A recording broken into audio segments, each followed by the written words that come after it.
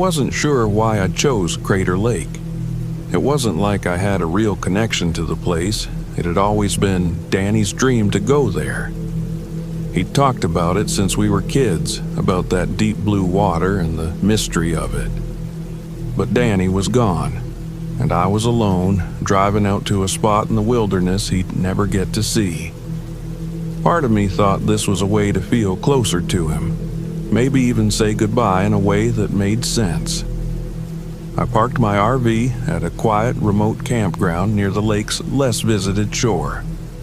The water was calm, the air thick with the scent of pine and the faint dampness that hinted at rain. It was beautiful, I had to admit that. Deep blue stretching endlessly, mirroring the overcast sky. It felt like I'd arrived at the edge of something I couldn't quite understand. As the sun started to sink, casting long shadows over the trees, I set up my camera by the shore. I wanted to capture a time-lapse of the stars over the lake, a sort of tribute for Danny. But the reflection on the water kept distracting me. Every time I glanced at it, I'd catch a flicker, like someone or something moving, just out of reach. Just nerves, I muttered to myself, trying to shake it off. But the air around the lake was thick, almost charged, and the water seemed to darken as night approached, becoming a vast mirror under the dimming sky. Around midnight, I was outside the RV, adjusting my camera, when I saw it. At first, I thought it was my reflection. Dark clothes, broad shoulders, a slight tilt of the head, but the figure stood just a little off-center from where I was. I leaned closer, squinting, and my heart skipped. It was Danny. Or at least it looked like him. He was standing there, his reflection somehow staring up from the lake's surface. I couldn't breathe, could hardly think. I wanted to believe it was a trick of the light, a shadow, a figment of my mind trying to deal with the loss. But as I took a step closer to the water's edge, the figure's face came into focus. It was Danny, down to the old baseball cap he always wore, the one he'd lost years ago. His eyes seemed to meet mine, pleading as if he'd been waiting for me, as if he'd been trapped there all this time. "Danny?" I whispered, barely able to get the word out. The reflection's mouth opened, but no sound came. It looked desperate, almost as if it were trying to tell me something. I stumbled back, a mix of sorrow and fear surging in my chest. The figure faded as ripples spread across the lake, breaking the illusion. Back in the RV, I sat up for hours, heart racing, waiting for some explanation to settle in. I was a rational guy, a science teacher. I knew all about how the mind could play tricks, but this felt different. When dawn finally broke, I tried to shake off the encounter, chalking it up to grief, but as I made my way back to the lake, I found something that sent chills down my spine. A muddy footprint near the shore. It was fresh, though I knew I hadn't walked there since setting up the camera. And then I spotted something on the ground that made my heart stop. It was Danny's old keychain, the one he'd had since college, a lucky charm he swore by. I'd kept it in a drawer at home, unable to look at it after he passed. But here it was, lying in the dirt, as if he'd left it there for me to find. I picked it up, fingers trembling. This was impossible. I hadn't brought it with me, and there was no way anyone else could have placed it here. I wanted to tell myself it was all a coincidence, but the coincidence felt too deliberate, too targeted. A few hours later, I came across a park ranger.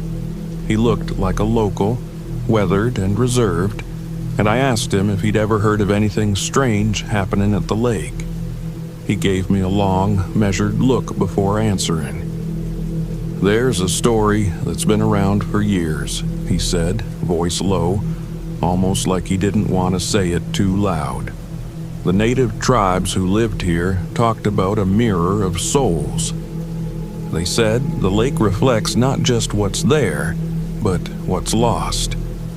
People who died or disappeared near the water. Some believe their reflections linger, waiting. Waiting for what? I asked, gripping the keychain tight. Release, maybe, he shrugged. Some say they try to lure others, looking for someone to take their place. He eyed me, serious and firm. If you see anything, anyone, in that lake, don't talk to it. Don't let it in. The warning gnawed at me. It was a wild story, the kind of thing you'd hear in a horror podcast, but it unsettled me all the same. I thanked the ranger and went back to the RV, a thought spinning. Maybe the lake was just dredging up my grief, pulling my memories to the surface. But I couldn't shake the feeling that Danny really was out there, reaching for me. That night, as the sun set and the lake darkened again, I stood by the water's edge watching the mirror-smooth surface. I tried to resist, to remember the ranger's warning, but the need to see him, to understand what was happening, was too strong. "Danny?" I whispered, my voice barely audible. The lake rippled, and I saw him again, his reflection shimmering in the water, clearer than ever. His face was filled with longing, and this time I heard it. Faint, almost drowned by the breeze, a voice calling my name. "Ethan!" It was his voice, unmistakably his. My heart ached, torn between the urge to go to him and the dread clawing up my spine. I took a hesitant step closer, feeling the pull of the water, and heard his voice again, more insistent. "Ethan, help me." I don't know what I thought I could do, but the desperation in his voice cut through every ounce of logic I had. I waded into the water, barely aware of the chill as it soaked through my jeans. I reached out, hand hovering over the lake's surface, just inches from his reflection. But as I leaned forward, his face twisted, the eyes widening, hollow and dark. The reflection warped, becoming something wrong, something sinister. His expression shifted from desperate to hungry, lips curling into a sickening grin.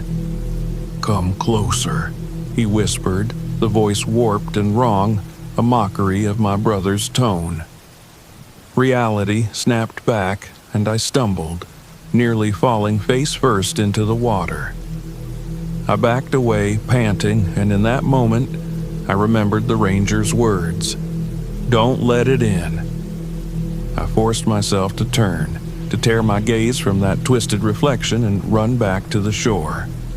But the thing wasn't done with me. A heavy silence pressed around me, and then I heard it again, the sound of someone knocking on my RV door, slow and deliberate. I froze, my mind racing. There was no one else around, no campers, no other vehicles, and yet the knocking continued, steady as a heartbeat. I forced myself to approach the RV, hands shaken, and looked out the small window. There, by the lake's edge, was Danny's figure, just standing, watching me. The face was hidden in shadow, but the shape, the posture, it was him, or something trying to be him. "Ethan!" the voice called again, hollow and echoing. I stumbled back, clutching the keychain like a lifeline. If the ranger was right, then this thing, whatever it was trying to lure me in, to trap me. I knew I couldn't stay. This place wanted me to believe my brother was waiting, wanted me to fall for the illusion. Without thinking, I hurled the keychain into the lake, as if offering it back would satisfy whatever was haunting me. The water rippled, and I saw the twisted reflection again, watching, waiting, but its expression seemed to shift, the hunger replaced with anger. The air grew thick, and I heard a faint, pained wail rising from the lake. I didn't stop to question it. I bolted into the RV, slammed the door, and started the engine, praying it would roar to life. As I sped away, the twisted reflection faded into the distance, the lake's surface going still and calm as if nothing had ever disturbed it. The drive out of Crater Lake felt endless, the weight of what I'd seen pressing on me with every mile. I wanted to believe I'd imagined it all, that it was my mind playing tricks, but the image of that reflection, my brother's face twisted and wrong, lingered. When I finally reached the safety of town, I stopped at a gas station, my hands still shaking as I filled up the tank. As I turned back to the RV, I saw something that made my blood run cold. There, on the passenger seat, lay Danny's keychain, cold and wet as though it had just been pulled from the depths of the lake.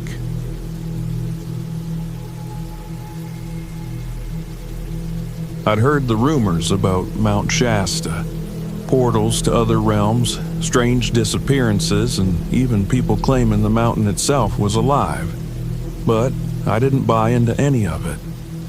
I was here to investigate the Vanishing Trail, a path infamous for hikers getting lost without a trace. My blog's readers loved mystery, and I'd built a small following by debunking so-called supernatural sites. I'd expose this place for what it really was, an overgrown trail that over-imaginative hikers had exaggerated into legend. The campground was as remote as I'd hoped, just me and a few empty sites at the foot of the trailhead. It was peaceful, the air heavy with pine and damp earth.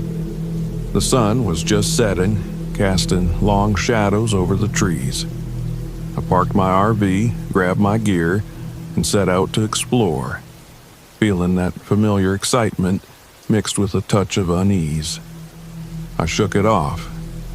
Being alone in the wilderness always did that. As I walked, the forest felt thicker than I'd expected. Trees loomed over the trail, branches tangling into twisted shapes. And then, as I moved further in, a strange thing happened. It was like the sound just dropped. No birds, no insects, nothing. Just a heavy silence pressing in. The trail seemed straightforward, but I couldn't shake the feeling I was being watched. Shadows shifted in the corner of my eye, but every time I turned there was nothing there. Just more trees, more silence. "Get a grip," I muttered, shaking my head. It was easy to let your imagination run wild out here. After about an hour, I glanced at my watch, expecting it to be around sunset. But somehow, the hands had jumped forward. It was almost midnight. My stomach twisted. There was no way I'd been hiking that long. Had my watch stopped? I gave it a shake, but it ticked steadily, mocking me. I decided it must have been a trick of the failing light. I'd just head back, take some notes, and continue in the morning. But on the way back, I started noticing things I hadn't seen before. Rock piles, small clusters of stones stacked into odd shapes lined the trail. They looked old, covered in moss, but I could have sworn they hadn't been there on my way up. Strange wooden totems were nestled against trees, carvings worn and cracked with age, like warnings or markers of some kind. I tried to ignore the prickling feeling creeping up my spine, the subtle urge to run, and kept following the trail. But when I rounded the last bend, the campground wasn't there. Instead, I found myself on the same trail I thought I'd just come from, with the same rock piles and totems lining the way. It was like I'd looped back, only I knew I hadn't. Great, now I'm going in circles, I said to myself, but my voice sounded strained. even to me. I forced myself to follow the path again, but every step felt heavier, like the mountain was shifting beneath my feet, playing some sort of sick game. After what felt like hours, I finally stumbled back into the campground, feeling like I'd narrowly escaped a maze designed to trap me. But something was wrong. The RV was there, right where I'd parked it, yet the tires were caked in mud as if it had been sitting for weeks. And there, pinned to the door, was a note written in messy, frantic handwriting. "Stay off the trail after dark." I froze, feeling a chill run through me. I hadn't written that note. I hadn't seen anyone out here. I'd been alone the entire time. The next morning, after a fitful sleep, I decided to try the trail again. I was determined to get to the bottom of whatever was happening. Maybe exhaustion had made me imagine the looping trail and the strange rock piles. I left the note pinned to the RV door and set out again, camera and notebook in hand. The trail looked different in the daylight. The shadows were softer, the trees less foreboding. But about an hour in, I felt that same weight, that eerie quiet where no sound seemed to penetrate. I quickened my pace, determined to make it further up the trail this time, to find something concrete to explain the strange phenomena. And then, just like before, time slipped. One minute, the sun was filtering through the trees, and the next, the light had dimmed, casting everything in twilight hues. I glanced at my watch. It was noon, but the light didn't match. I felt a wave of nausea, a creeping sense of dread that something was seriously wrong. After what felt like hours, I found my way back to camp. My legs ached, my mind spun, and when I reached the RV, my hands shook as I unlocked the door. I barely had the energy to pull myself inside when a voice startled me. "You've been on the trail?" I turned sharply to see an old man standing just outside the RV, his face shadowed by a wide-brimmed hat. I hadn't heard him approach, and for a second, I thought he was part of the forest itself, some phantom born from the trees. He watched me with an expression that was half pity, half something I couldn't read. "Yeah," I said cautiously. "I was hiking." He nodded slowly, his eyes dark and serious. "This mountain, it takes pieces of you. It leads you inward, shows you places you don't want to go." A shiver ran through me, but I kept my voice steady. "What do you mean?" The old man's face seemed to age before my eyes, lines deepening as he spoke. "People come here, think they're just passing through, but they don't always come back. The mountain's got places that twist, you could say, each time. Leads you to the other side, somewhere you can't come back from." "Other side of what?" I asked, trying to keep the skepticism in my voice, though his words unsettled me. He shrugged, eyes distant. "Some say it's another world, a place between places. Just don't answer it when it calls, you hear me?" And before I could ask him anything else, he turned and walked into the woods, disappearing between the trees like he'd never been there. That evening, against every instinct telling me to stay in the RV, I ventured out one last time. I had to know. The note, the looping trails, the time slips, it was all too strange, too unsettling. I needed to find an explanation. To prove to myself this was just an overgrown trail with a few legends attached. The trail was dark, almost impossibly so, as if the night itself was denser here, pressing in from all sides. I had my flashlight, but it barely seemed to penetrate the blackness. After a while, the trees started to look unfamiliar. warped somehow, and I noticed shadows moving ahead, just out of reach. And then I saw it, a shimmering in the air like a heat mirage, only the temperature had dropped. It was transparent, but I could make out a strange, rippling distortion in the middle of the path.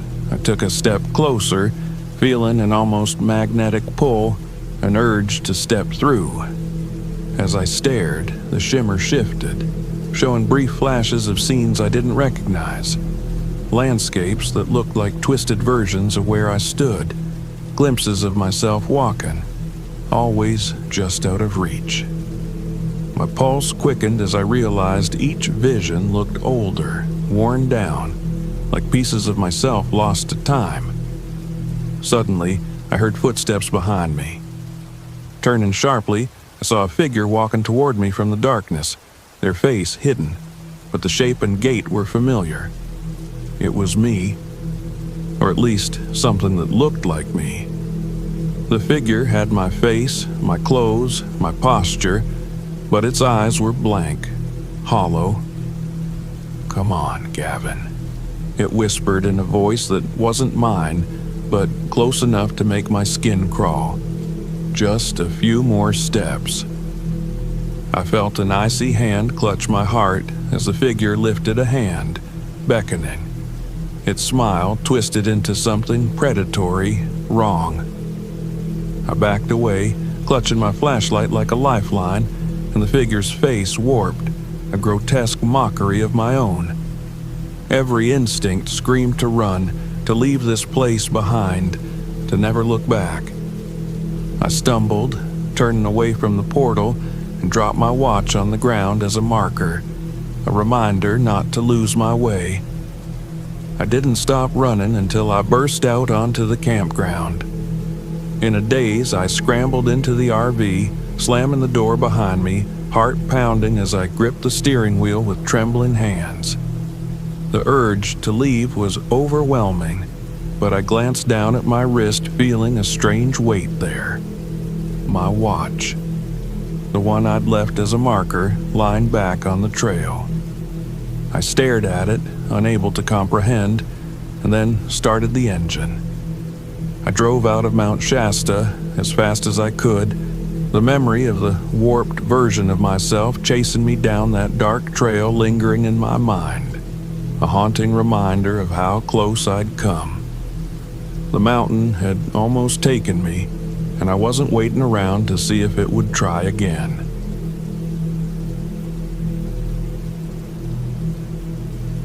The sky was perfect that night. It stretched out like a dark canvas, each star gleaming as though it was set there just for me.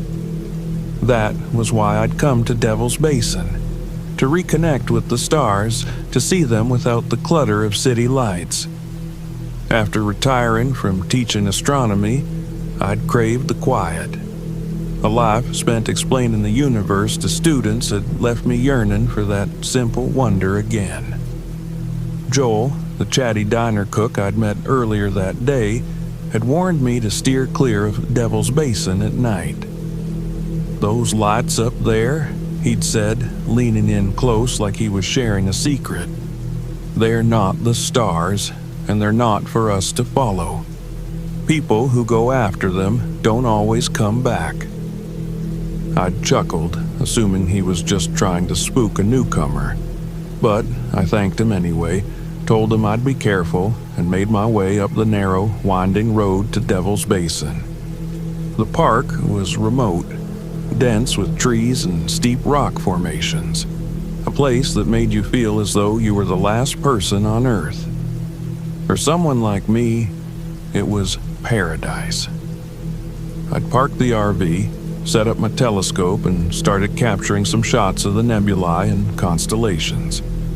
The quiet of the night settled over me, a comforting hush broken only by the occasional rustle of leaves or an owl's call. I was at peace, but around midnight, I saw something odd. A soft blue light floated near the tree line. At first, I thought it was a distant flashlight, maybe another camper nearby, though I hadn't seen any other vehicles. the light pulsed gently, casting an eerie glow that seemed to defy the darkness. It hovered, then bobbed a bit, almost as if it were watching me. "Probably just another stargazer," I muttered, convincing myself it was harmless. Yet, as I resumed looking through my telescope, the light didn't go away. Instead, it moved closer, slowly, until it was within the edge of the clearing where I'd parked the RV. I stood up, shining my flashlight toward it, but the light didn't waver. It floated, just beyond my reach, as if beckoning me to come closer. Joel's words echoed in my mind. He'd called them corpse candles. Will-o'-the-wisps, he'd said, the kind that lured people off the trail. I'd scoffed then, but now, looking at this strange light, my curiosity gnawed at me. As an astronomer, I'd always been drawn to the unknown. What could it hurt to look? I grabbed my flashlight and headed toward it, each step careful, calculated. The light pulsed a bit faster, drifting back into the trees as I approached. I was being led, no doubt about it, but the light felt harmless, almost playful. Then it split. The single light fractured into 2 smaller orbs, then 4, all of them glowing in that same eerie blue. They darted and weaved between the trees, flitting in and out of view. I paused, hesitating for the first time, but they paused as though waiting for me. The path back to my RV felt like it was disappearing behind me as I moved deeper into the woods. "Just lights," I whispered to myself, trying to believe it. There has to be an explanation. As I continued, the lights changed, splitting again and again until dozens of tiny orbs danced in the air around me. They moved in patterns, like birds flocking, but with an unsettling intelligence. I stopped, shining my flashlight around. The path I'd come down was nowhere in sight. My heart raced as I realized how deep I'd wandered. The forest around me seemed to close in, darker than it had been before, and colder too. I felt a strange prickling sensation, like something was brushing against my skin, but I was alone. The lights flitted around me, playful but somehow hungry. Panic started to creep in as I took a few steps backward, my flashlight flickering. My breath turned ragged, and I felt the cold settle deeper into my bones. And then I heard it, a faint whisper carried by the wind. "Ethan." The voice was soft, barely a whisper, but it was unmistakable. It was my wife's voice, Marie. I hadn't heard it in so long. She'd been gone for nearly 3 years, but in that moment, it was as if she was right there with me. "Ethan, come closer." I shook my head, blinking, trying to clear my mind. This wasn't real. It couldn't be. But then I heard it again, stronger this time, filled with the same warmth I'd known for decades. "Ethan, I'm waiting." I felt tears prick my eyes. I wanted to believe, to reach out, to bring her back. I took a step forward, then another, reaching toward the lights as they pulsed in rhythm with her voice. But as I moved closer, the lights changed, flickering from blue to a deep, angry red. The forest grew colder, the whispers more distorted, turning from warm encouragements to mocking laughter. My wife's voice twisted, becoming cruel, distant, until it was barely human at all. "Ethan, why did you leave me?" I froze, my mind racing. This wasn't Marie. It was something else, something that knew my grief and was using it against me. The lights swarmed around me, faster now, their whispers hissing in my ears, taunting me. "Ethan, you left her alone. You let her fade." "No," I whispered, backing up. "That's not true. I was there. I was..." But the whispers didn't stop. They grew louder, echoing Marie's last words, every moment I'd replayed in my mind, every regret. They seemed to know everything about me, every hurt, every failure. "Ethan, come closer." I stumbled, realizing with growing horror that the lights were leading me in circles, deeper into the forest. My compass and phone were useless, their screens flickering, mirroring the strange red glow that now filled the clearing. The lights pulsed, bright and blinding, and I felt the weight of them pressing down on me, surrounding me. I shut my eyes, fighting the urge to run. Somewhere, deep in my memory, I recalled an old legend I'd once read about will-o'-the-wisps. They thrived on fear, on loneliness, on grief. They would lead you further and further from safety until you were lost, feeding off your despair. I took a deep breath, forcing myself to ignore the whispers. I couldn't let them lead me. I had to stay grounded, to find my way back to myself. I thought of Marie, not as some spirit haunting the woods, but as she had been, a kind, vibrant woman who would never have led me to harm. I focused on her memory, her warmth, shutting out the whispers. The air grew still. The lights hovered, waiting, as if uncertain. Slowly, I took a step back, then another, ignoring the lights, keeping my eyes fixed firmly ahead. The whispers turned angry, frantic, but I didn't let myself listen. I walked, feeling my way through the dark, refusing to look back even as the lights flared and hissed around me. Finally, I saw a break in the trees. I stumbled toward it, my heart racing, and burst into the clearing where my RV sat waiting, looking like a beacon in the dark. The lights had stopped following me. As I turned, I saw them hanging at the edge of the forest, pulsing with a cold, menacing red, watching, waiting. I could almost feel their hunger, their need for me to return. But I wouldn't give in. I climbed into the RV, slamming the door behind me and locking it. My hands shook as I slumped into the driver's seat, my breath coming in ragged gasps. I didn't dare look out the window. I knew those lights were still there, waiting for me to make a mistake. When dawn broke, the red glow was gone. The forest looked calm, peaceful, like none of it had ever happened. I started the engine, heart pounding, and drove away, leaving Devil's Basin in my rearview mirror. I know now that there are things in this world that defy reason. Things that don't want to be understood, only feared. I used to think the stars held all the answers, that the universe was something we could eventually explain. But now, I'm not so sure. Some things are meant to remain in the dark, beyond our reach, waiting for people like me, lonely, grieving souls, to wander too far. It was supposed to be an easy night. 3, actually. 3 nights in Lost Pines Forest recording footage of the ghost lights I'd read about. I run a small but dedicated YouTube channel focused on paranormal investigations, though I'll admit most of my work involves debunking myths rather than proving them. I've learned to keep an open mind, but usually the supernatural turns out to be some overblown natural phenomenon.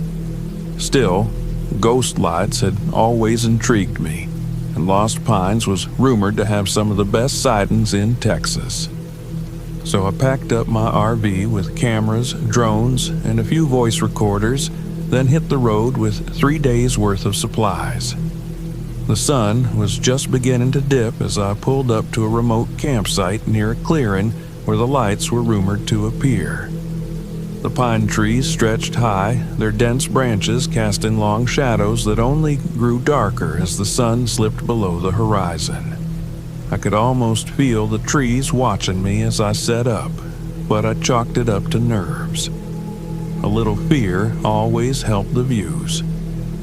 I finished setting up my cameras just as dusk settled over the forest, casting an orange glow through the trees.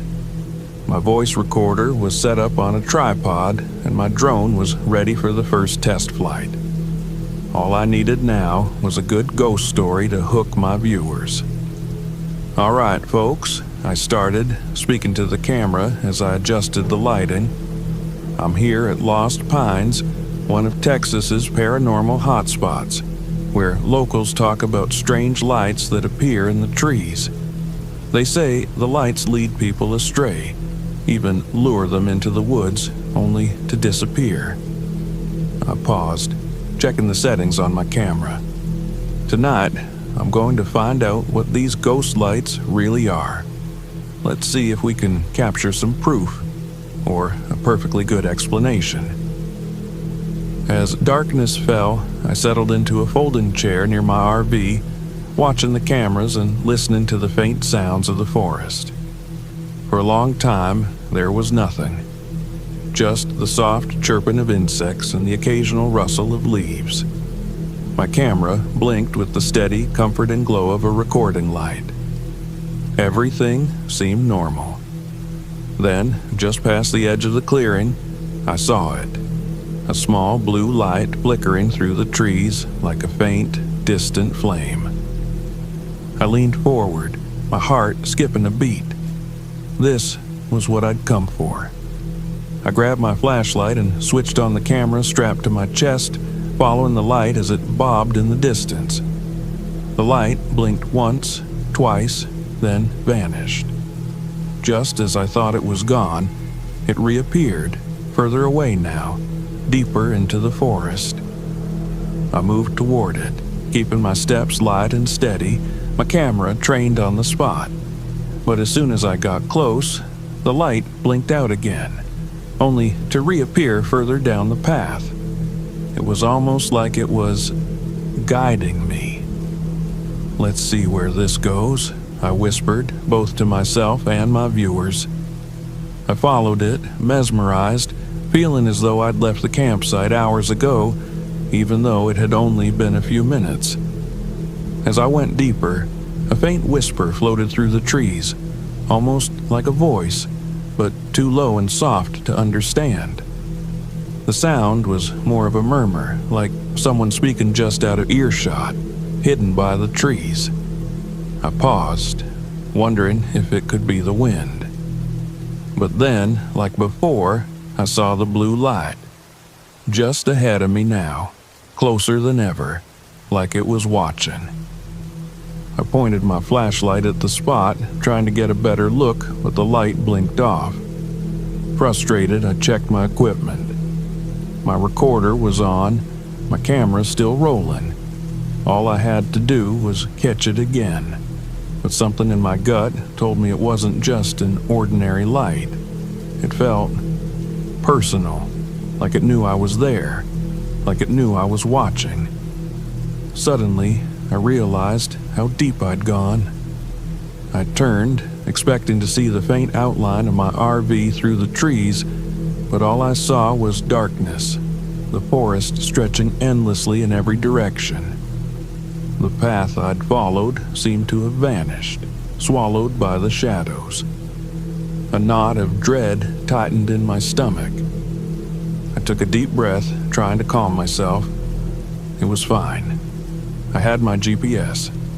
I was prepared for this, but when I pulled out my phone, the screen flickered and the battery icon flashed red. Impossible. I'd fully charged it before I left.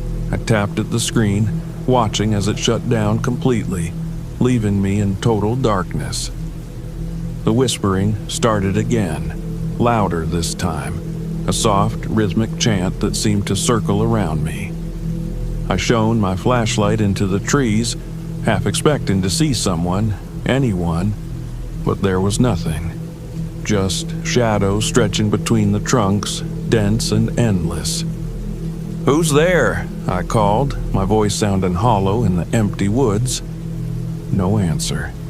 Just the whisper, winding around me like a song.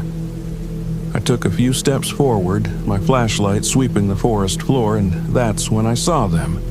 Footprints leading off the trail and deeper into the trees. They were large, too large for a person, with a strange, dragging gait that sent a chill down my spine. The tracks seemed fresh, as if they'd been made moments before I arrived.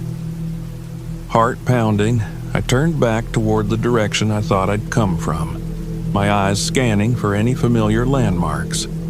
But the trees all looked the same, stretching up into the darkness like giants. I was lost. That's when I saw another light, this time closer, just a few yards away. It was bright blue, brighter than before, and hovering at eye level. As I stared, it split, forming two small orbs that pulsed in unison, almost like eyes. I felt the breath catch in my throat, my heart hammering as I watched the lights blink slowly, deliberately, as though they were alive. I forced myself to take a step back, my flashlight beam trembling in my hand. What are you?" I whispered, the question barely audible. The lights blinked again, and this time they moved toward me, drifting through the trees with an unnatural grace. I turned and ran, adrenaline surging through me, the whispering filling my ears, growing louder and faster with every step. Branches scraped at my face, and the ground felt uneven beneath my feet, but I didn't stop, didn't dare to look back. I could feel the lights behind me, feel their presence like a weight pressing on my back, pushing me deeper into the forest. After what felt like hours, I stumbled into a small clearing and nearly tripped over something. I pointed my flashlight down and froze. It was an old weathered RV, half buried in leaves and vines. My heart pounded as I approached, running my hand along its rusted frame. The windows were covered in grime, but I could just make out the inside. A tangle of equipment, cameras, and notebooks scattered across the seats. And then I saw the notebook on the dash, its cover tattered and worn, the pages filled with notes and handwriting eerily similar to my own. I picked it up, my fingers trembling as I flipped through the pages. Each entry described sightings of ghost lights, of strange whispers, of being watched. The last entry was a single line written in shaky, desperate script. "Don't follow them.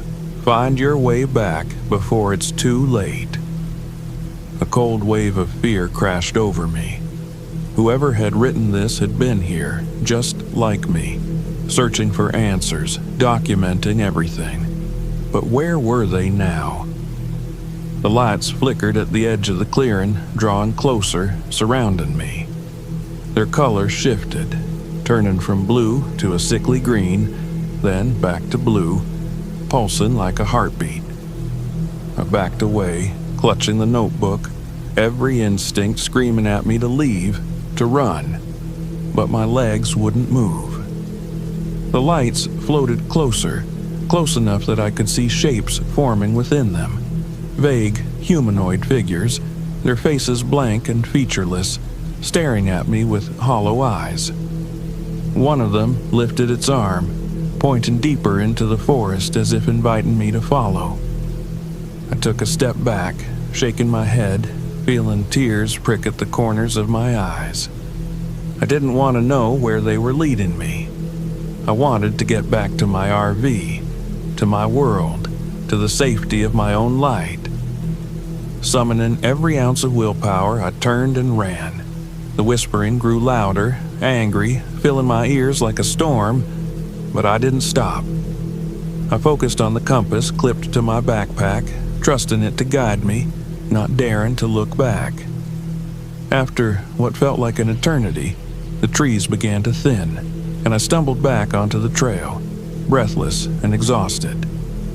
My RV was just ahead, a familiar, comforting shape silhouetted against the darkness.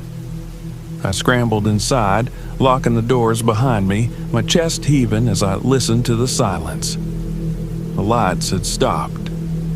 I didn't sleep that night. I sat by the window, watching the trees, half expecting the lights to return, to finish what they'd started. But dawn finally broke, and the forest was still. Safe. As I packed up, I found the notebook still clutched in my hand. I hadn't realized I'd brought it with me, but I couldn't bear to leave it behind. A reminder of what I'd almost lost. I drove away from Lost Pines, the memory of the lights burned into my mind, feeling as though they were watching me from the shadows. And sometimes, when the night is quiet, I still see them, small, flickering lights at the edge of my vision, pulsing in the darkness, waiting for me to follow.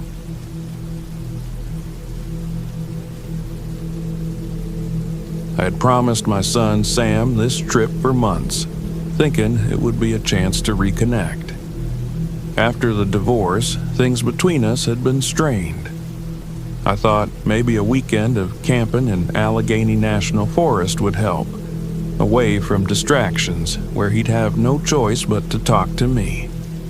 In hindsight, it was an idealistic plan, but I needed something to work. I didn't realize just how badly until I saw his face light up when we parked at the edge of the campsite. "Finally," he said, practically leaping out of the RV. His enthusiasm was surprising, almost too enthusiastic for a 14-year-old who'd barely spoken to me on the drive up. "Look at all the trees," he muttered, almost to himself as he peered into the thick woods around us. I couldn't tell if he was serious or mocking me. "Let's go set up camp," I said, trying to sound upbeat. Sam didn't argue, which felt strange, but I brushed it off as a good sign. Maybe he was actually willing to give this a shot too. The first day was uneventful. We hiked through a few easy trails, tried some fishing by the river, but Sam remained distant, often looking at me with this odd expression, like he was studying me, trying to figure something out. The longer it went on, the more unnerved I became, until I snapped at him when he asked me, for the third time, if I was sure I knew where we were going. "Of course I know where we're going, Sam," I said, my patience fraying. "It's just a little further." "Right," he muttered, giving me a look I couldn't quite read before trudging ahead. That night, we sat by the fire in silence, listening to the crackle of flames and the quiet hum of the forest around us. I tried making small talk, asking about school, friends, anything to get him talking, but he only shrugged or mumbled. Eventually, he turned in early, leaving me alone by the fire, wondering if this trip had been a mistake. I stayed up for a while, listening to the sounds of the woods. The quiet out there was different, heavier, pressing down on me in a way I couldn't explain. I thought I heard rustling a few times, and once, what sounded like a faint whisper, but the fire was comforting, grounding, and I chalked it up to nerves. The next morning, we went for another hike. Sam was quieter than usual, lagging behind, muttering under his breath. As I walked ahead, taking in the dense trees, I glanced back, half expecting to see him scowling or sulking, but instead he was looking at me with an expression of confusion, fear, maybe. "Dad," he said, stopping in his tracks, "what's up?" He just shook his head, looking around the forest. I followed his gaze, but all I saw were trees and shadows stretching in every direction. "Nothing," he muttered finally, but the look in his eyes lingered with me. It was as if he'd seen something he wasn't sure he wanted to admit to. Later, we returned to camp for lunch, and as I unpacked the food, I noticed that Sam's flashlight was missing. I remembered packing it, positive I'd seen it earlier. "Sam, have you seen your flashlight?" He shook his head, not meeting my eyes. "Nope, haven't touched it." "Well, help me look. It's gotta be here somewhere." We searched around the RV, checking under the seats, in our bags, and even in the bushes nearby, but the flashlight was gone. Frustrated, I moved on, but something about the missing flashlight nagged at me. The rest of the day was quiet, too quiet, and as evening fell, I felt that strange weight in the air again, like the forest was holding its breath. We stayed close to the RV, making a simple dinner, and as we finished up, Sam's mood shifted. He was cheerful, almost excited, laughing and joking around like I hadn't seen him do in months. "Dad, let's go explore the woods at night," he said, his eyes gleaming with a strange excitement. "Maybe we'll find something cool." The suggestion felt wrong, off somehow. I stared at him, searching his face, but I couldn't read his expression. It was Sam's face, sure, but something in his eyes made me hesitate. "Maybe tomorrow," I said, trying to keep my voice light. "It's getting late."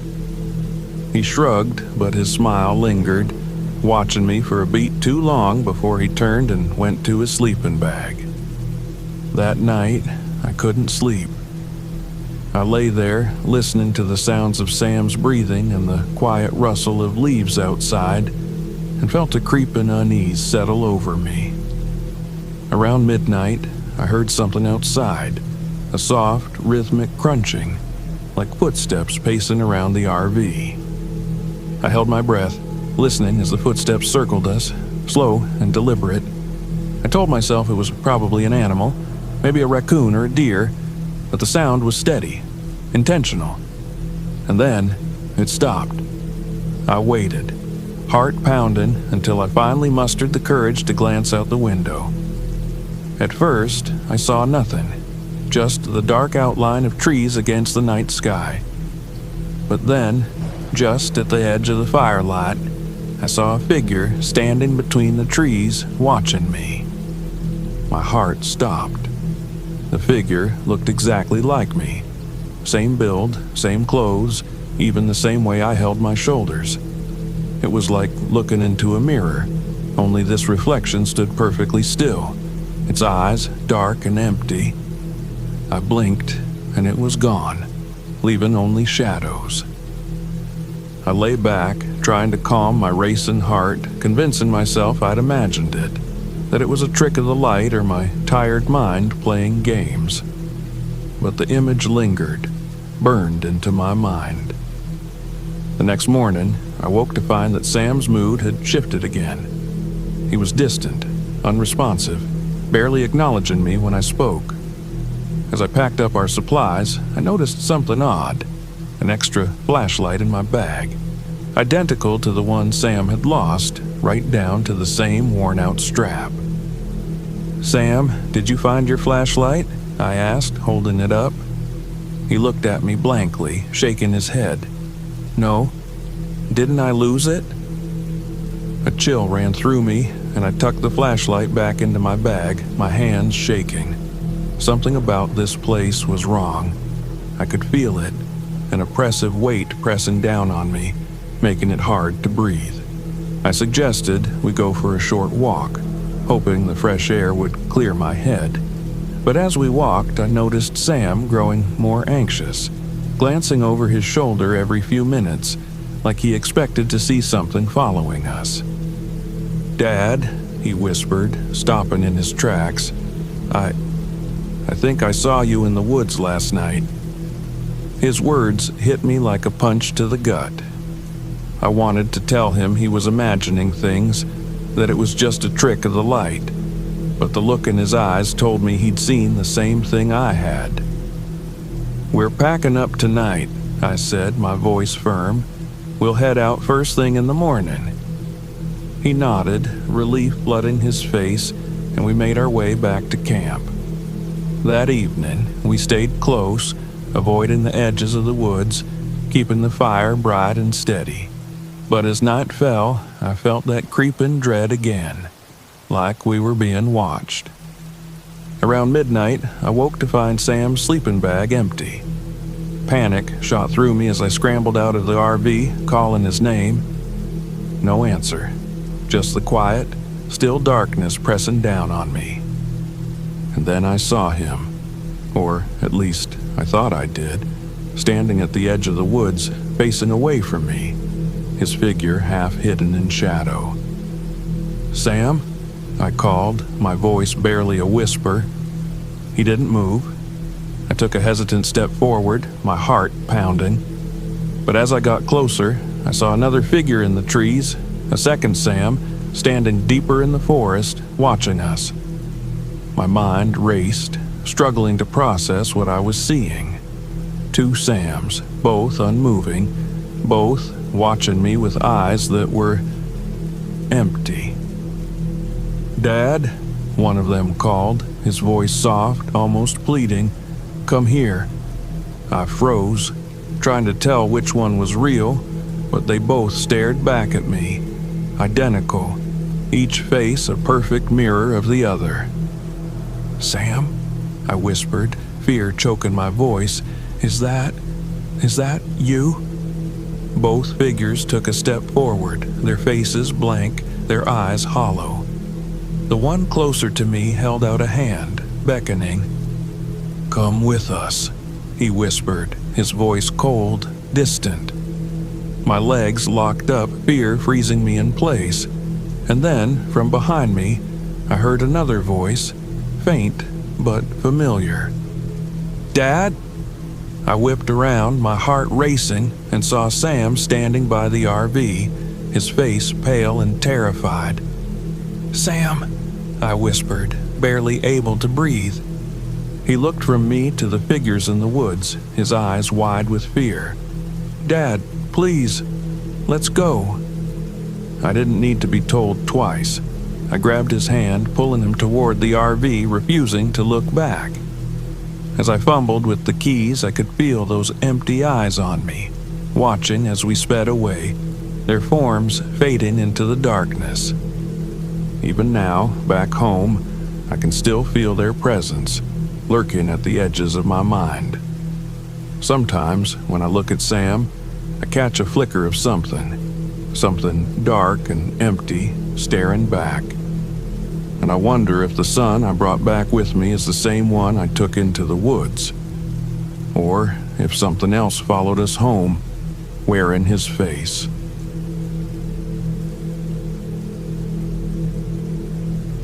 The Mojave had always been one of those places I'd wanted to visit, a vast, timeless wilderness, stretching out into infinity, untouched by the chaos of cities and the noise of people.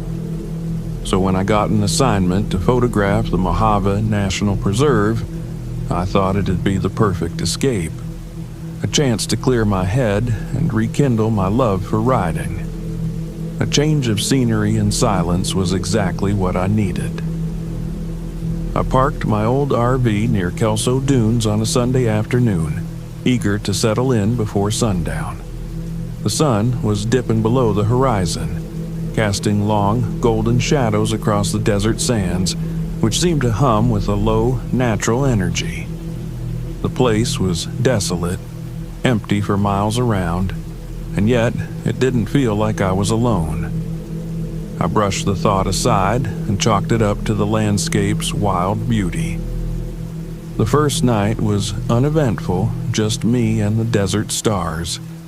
The silence was so deep, it felt like a weight pressing down, even the occasional wind dying down as if the place was holding its breath.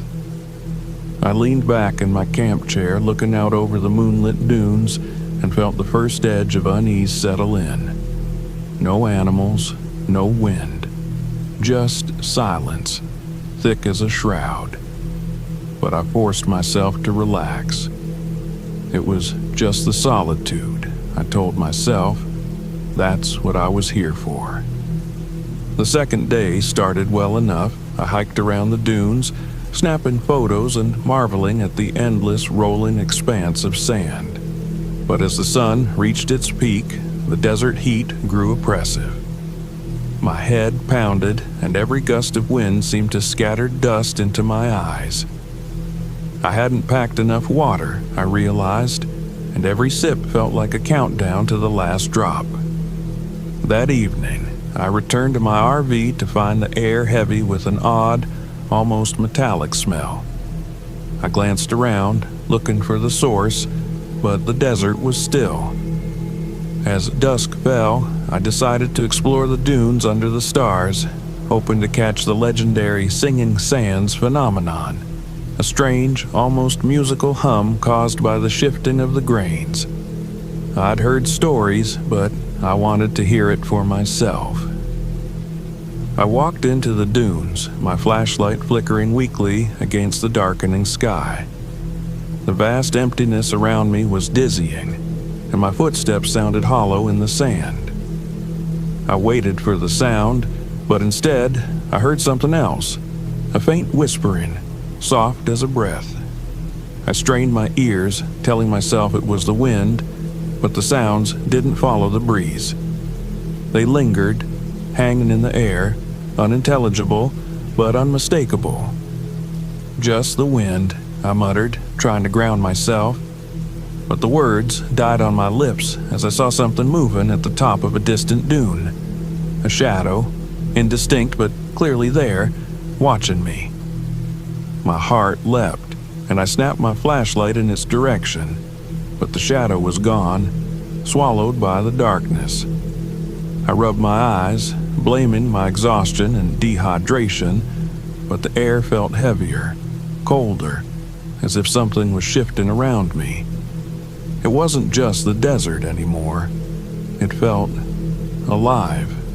I turned back toward the RV, but when I looked behind me, my footsteps had vanished, swept away by invisible winds. Panic prickled at my spine.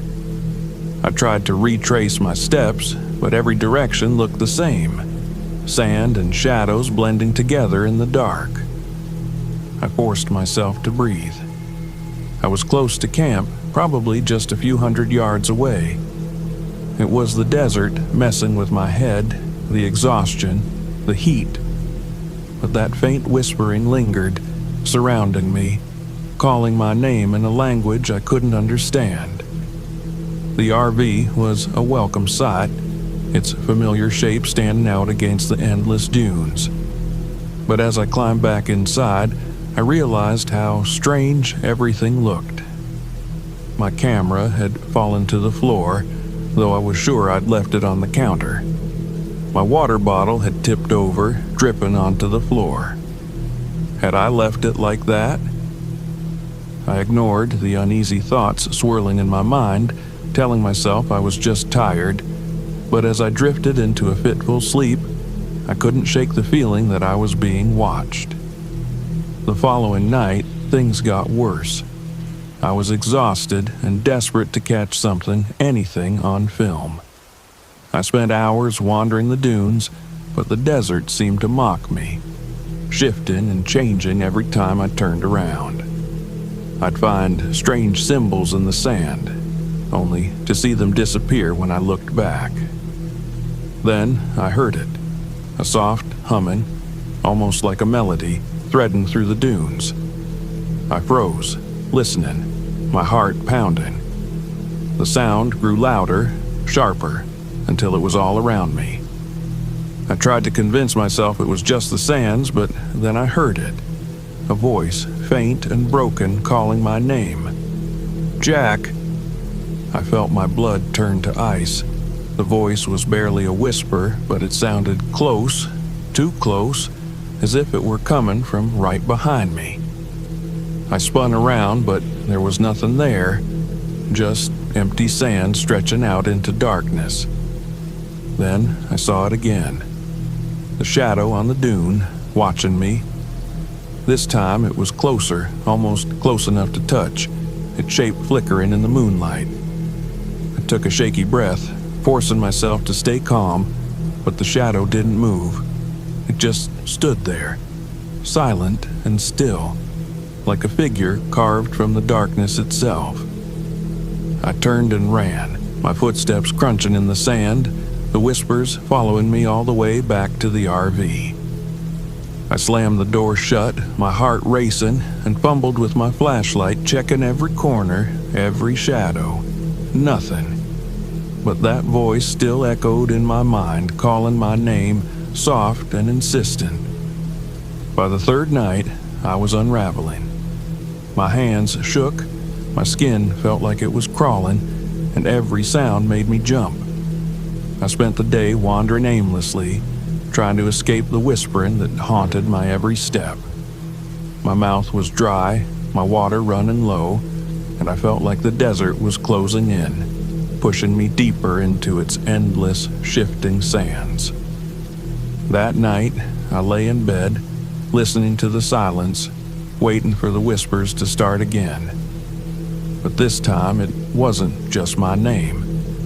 The voices were louder, overlapping, like 1,000 whispers merging into a single sound, filling the RV with a suffocating weight. Come with us.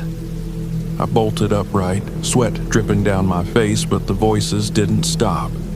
They surrounded me, pressing against my skin, wrapping around me like a shroud. I stumbled to the window, looking out over the dunes, and saw them. Figures, dozens of them scattered across the sands, watching, waiting. My heart hammered as I opened the door, stepping into the cool night air. The desert was silent, but the figures remained unmoving, their eyes fixed on me. I felt a pull, an urge to go to them, to follow them into the darkness. I tried to resist, but my feet moved on their own, carrying me into the desert. The figures shifted, flickering in and out of focus like shadows in a dream. I could barely see, barely think as they led me deeper into the dunes, the whispers growing louder, drowning out everything else. I don't know how long I wandered, but eventually I saw something in the sand, a strange formation of rocks arranged in a perfect circle, symbols etched into the ground around it. The figures circled me, watching, their eyes empty, their faces blank. "Join us," they whispered, their voices merging into a single hollow sound.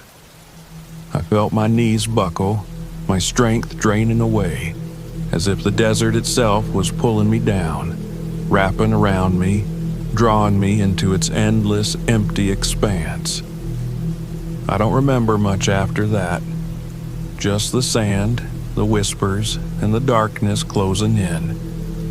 When I woke up, I was lying on the floor of my RV, disoriented, my throat dry and my skin burned from the sun.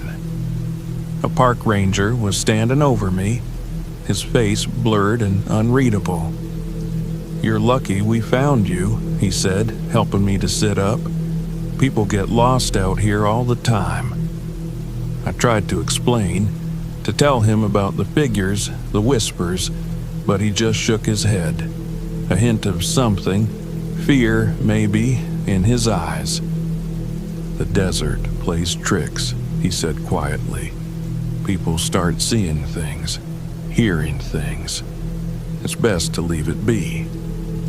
I left that same day, barely stopping until I was miles away, my mind racing with the memory of those voices, the figures standing in the dunes, watching as I left. Even now, I can still feel their eyes on me, hear their whispers in the back of my mind, calling me back to the desert. And I know, deep down, that a part of me never left the whispering sands.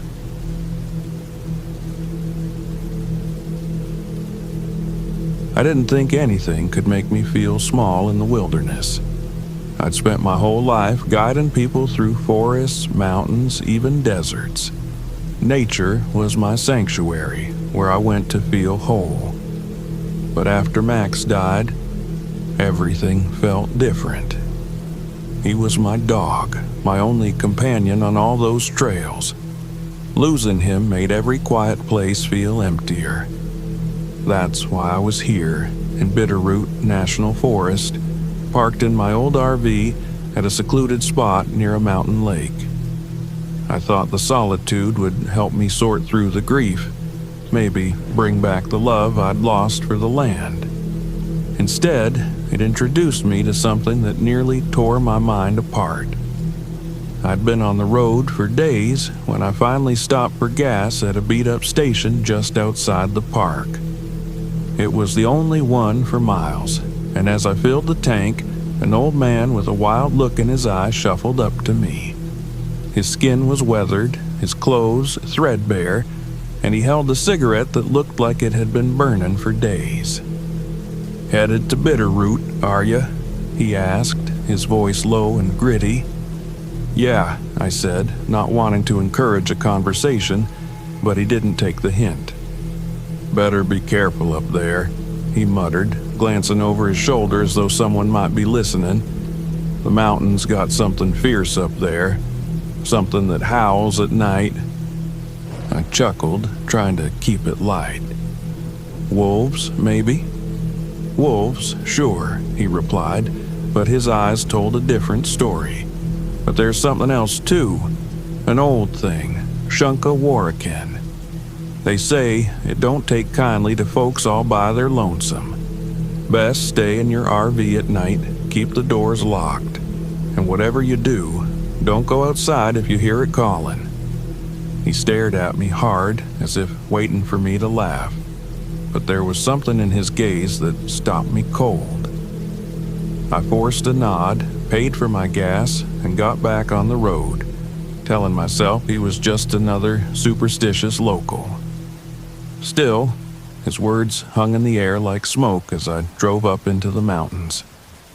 The campground I'd chosen was empty, tucked away along a lake with jagged pines and towering cliffs on all sides, perfectly remote. I parked the RV, set up camp, and tried to settle into the peace of the forest.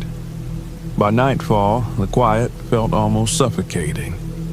I kept thinking of the old man's words, and I laughed at myself, knowing I was being ridiculous. But then the howling started. At first, it was just a faint sound like the distant call of a wolf, but it grew louder, more guttural, a long, haunting howl that reverberated through the trees. I stood by the window, looking out into the dark. My instincts told me it was just an animal, but it sounded wrong. It wasn't just a wolf's howl. It was too deep, too resonant, and it sent a chill down my spine.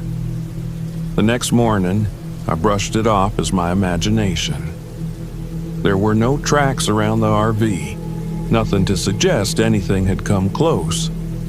But I couldn't shake that feeling of being watched, of something unseen lurking just beyond the tree line. By the third night, things had escalated. As I lay in bed, half asleep, I heard scratching, soft, deliberate, like claws dragging across metal. My eyes snapped open, and I held my breath, listening. There it was again, a faint scratching coming from just outside the door. Slowly, I got up and moved to the window, peering out into the dark. I didn't see anything at first, just shadows shifting in the moonlight. But then I caught a glimpse of movement, a flash of something white and low to the ground. My heart skipped a beat. It looked like Max, his familiar white coat glinting in the dark, but Max was dead. I'd buried him weeks ago. The scratching stopped, replaced by a low, rumbling growl that seemed to vibrate through the RV. I backed away from the window, gripping a flashlight, and waited, barely breathing. After a few tense minutes, the sound faded, and silence settled over the forest once more. In the morning, I found prints near the RV. They were large, with deep claw marks, but they didn't look like bear or wolf tracks. They were almost human, long and narrow, with elongated toes that pressed deep into the dirt. My skin prickled as I crouched over them, trying to make sense of what I was seeing. These weren't normal animal tracks. They looked unnatural. I tried to convince myself it was just a big animal, maybe a bear with an odd gait. But deep down, I knew better. I knew the forest too well to mistake tracks like those. That night, the howling returned, louder and closer than ever. It echoed off the cliffs, a deep, resonant cry that made the hair on the back of my neck stand up. I lay in bed, listening, my heart pounding in my chest. Then, through the howling, I heard it. My name. Sam. It was soft, barely a whisper, but unmistakable. It was Max's voice, or something trying to sound like him. A cold sweat broke out on my skin. I knew it couldn't be real. Max was gone, but the voice kept calling, gentle and insistent, luring me closer to the door. Sam, come outside. I fought the urge to respond, to call out to him. I knew this was wrong, that I was being baited. But the grief, the emptiness, it was overwhelming. I wanted to believe that somehow he was there, waiting for me just beyond the door. I sat there, gripping the flashlight so hard my knuckles turned white, until the voice faded, leaving only silence and the oppressive darkness pressing in around me. The next day, I decided it was time to leave. I packed my things, stowing gear as quickly as I could, my heart racing with the urgency to get out of that place. But as I went to start the RV, the engine sputtered and died. Panic gripped me. I tried again, but the engine refused to turn over. I was stranded. The howling started earlier that evening, echoing across the lake as the sun dipped below the horizon. I could feel it circling, stalking, waiting for the right moment. I locked the doors, checked every window, but I knew it wouldn't matter. If this thing wanted me, it would find a way in. As night closed in, I heard the scratching again, this time right beside the door. The shadows outside shifted, and I caught a glimpse of something large and dark moving just beyond the edge of the trees. My heart hammered in my chest as I waited, clutching the flashlight like a weapon. Then the voice came again, low and mournful. Sam, why did you leave me? It was Max's voice, but twisted, wrong.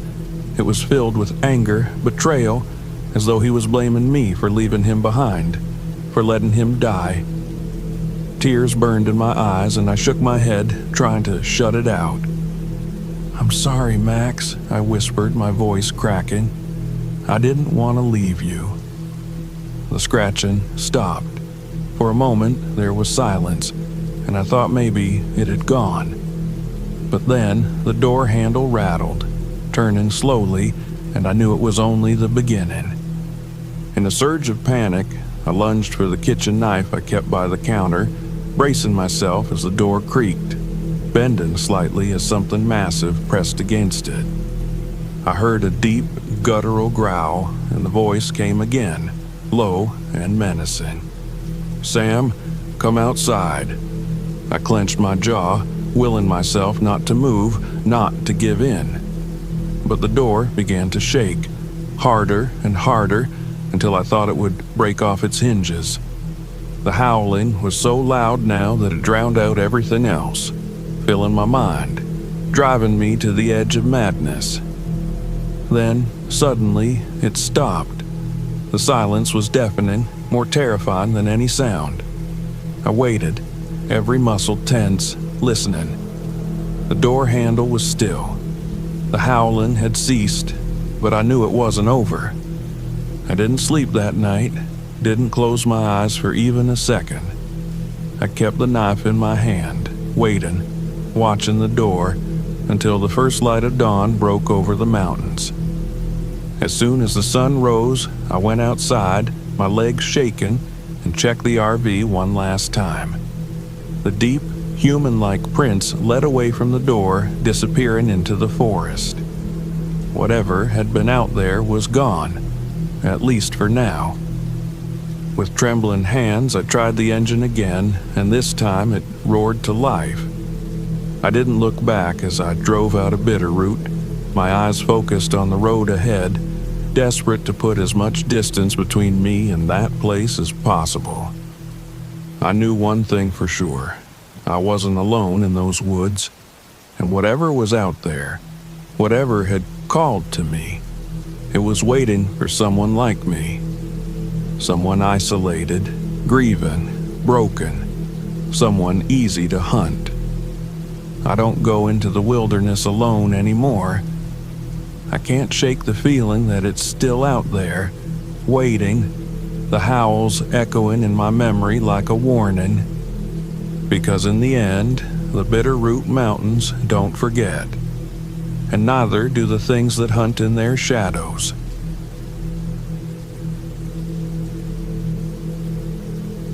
The desert called to me, and I answered, driving my RV into the remote stretches of Dead Man's Pass with little more than a few maps and notebooks.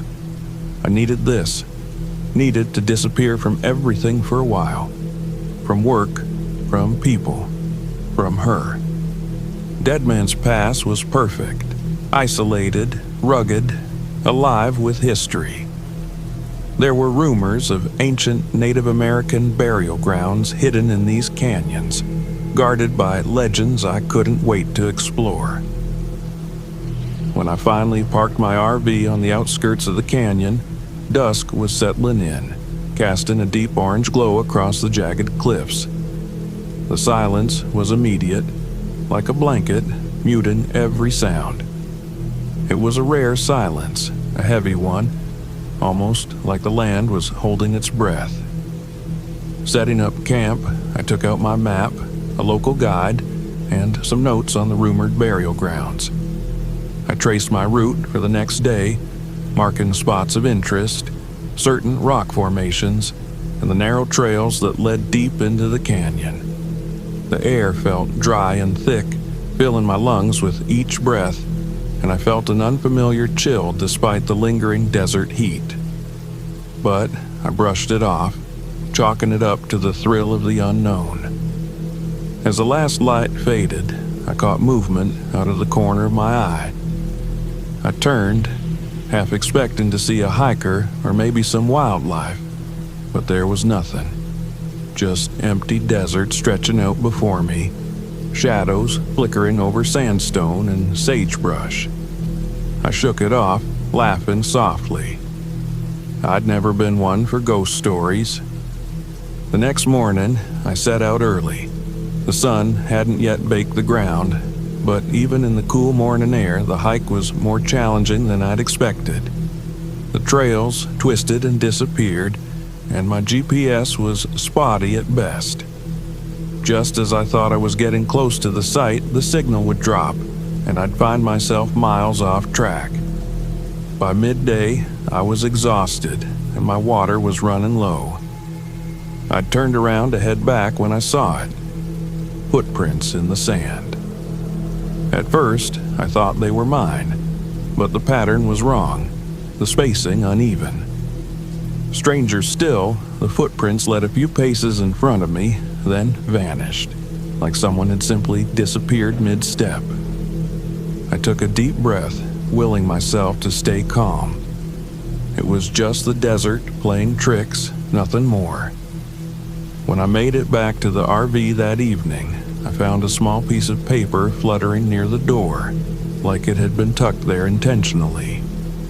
I frowned, picking it up, feeling its rough edges and faded ink. There was only one word, scratched in hurried writing. Leave. I looked around, expecting to see someone nearby, but there was nothing. Just the wind, blowing over the canyon, stirring the sand in small, nervous swirls. The next morning, I found them. Petroglyphs. Strange symbols carved into the rocks, faces etched in lines that felt like eyes watching me. I felt a strange chill run through me as I traced them with my fingers, noting that these weren't on my map. They were ghostly figures with hollow eyes, some with arms outstretched as if warning or warding something off. Sacred ground, I muttered to myself, feeling the weight of those ancient eyes on me. I shouldn't be here. I turned back to leave when I heard it, a faint, steady drumming, like the beat of a distant heartbeat echoing off the canyon walls. It was rhythmic, growing louder the further I walked, almost as if it was following me. My skin prickled, and a voice in the back of my mind told me to get out, to go back to the RV and leave. But curiosity kept me moving forward. I took another step, and then another, feeling the air grow colder around me. I was close to something. I could feel it. And that's when I saw it. A small crevice in the rock, half hidden by an overhang. Inside, the walls were covered in red ochre handprints and markings in a language I couldn't understand. I caught a glint of something at the back of the crevice and pulled it out. An old journal, its pages brittle with age. The cover was inscribed with the name L. Jackson, a date from the early 1900s scrawled below. Opening it, I read the entries, quickly flipping through to the final pages. Jackson had been an explorer, searching for the same burial grounds I was. His entries became frantic, almost incoherent toward the end, mentioning guardians of the land and a curse upon anyone who disturbed it. His final entry was only a few lines. They're watching me. I will join them soon. I closed the journal, the drumming in my ears almost deafening now, and stuffed it into my bag. A voice in my head screamed at me to leave, but my feet stayed rooted, as if they were a part of the desert, as if I were a part of this cursed place now. That night, the desert air turned icy, and a heavy silence filled the RV. I sat inside, flipping through Jackson's journal, but the words blurred and swirled as if the ink was alive, moving across the page. Shadows danced along the walls, shifting and flickering, though there was no light to cast them. And then I saw it. A figure standing outside the RV, unmoving, its shape barely more than a silhouette. It wore the same hollow-eyed expression as the figures in the petroglyphs, sorrowful and severe. I blinked, and it was gone. I took a deep breath, trying to steady my nerves, telling myself it was a trick of the desert shadows. But when I looked into the window, I saw something worse. My reflection, staring back with dark, hollow eyes, expression twisted in fear. The reflection seemed to linger even as I moved, and for a moment it mouthed words I couldn't make out. Something low and mournful. I stumbled back, shaken. I knew I needed to leave, that whatever was out here wasn't meant to be disturbed, but a part of me couldn't go, couldn't leave this place without seeing it through.